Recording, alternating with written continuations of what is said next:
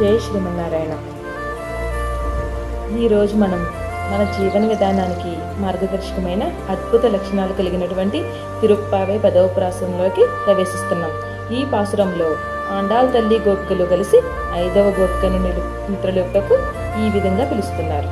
మేము రాకముందే నువ్వు నోము నోచి దాని ఫలంగా సుఖానుభవం పొందినటువంటి తలుపు తెరవకపోతే తిరగబోయావు.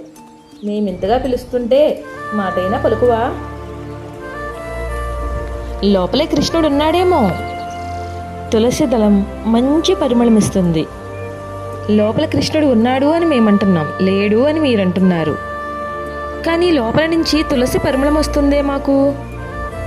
ఎత్ర ఎత్ర తులసి తత్ర తత్ర కృష్ణ.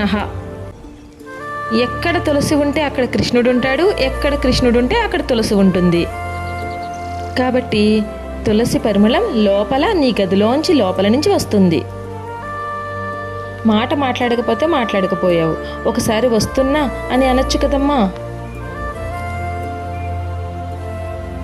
ఎటువంటి పరిమళం? ఆ తులసి మాలను కిరీటముగా ధరించినటువంటి శ్రీకృష్ణుని పరిమళం. శ్రీకృష్ణుడు నీ దగ్గరున్నాడని మాకు తెలుసు. ఆ కుంభకర్ణుడు నీచే ఓడించబడినట్టు ఉన్నాడు.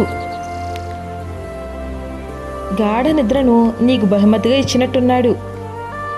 ఇంత అధికమగు నిద్రమత్తు వదలని తల్లి మాకందరికీ శిరోభూషణమైన దానా అంటున్నారు గోపికలు. ఎందుకంటే ఈ గోపిక అప్పటికే ఈ శ్రీకృష్ణుని అనుగ్రహం పొందేసింది.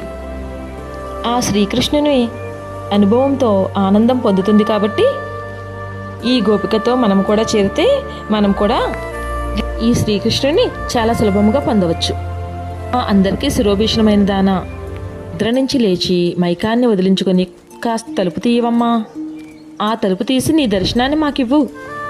నువ్వు కూడా మార్గశేష వ్రతంలో మాతో పాల్గొనమని మరీ ఆ గోపికని అడుగుతున్నారు.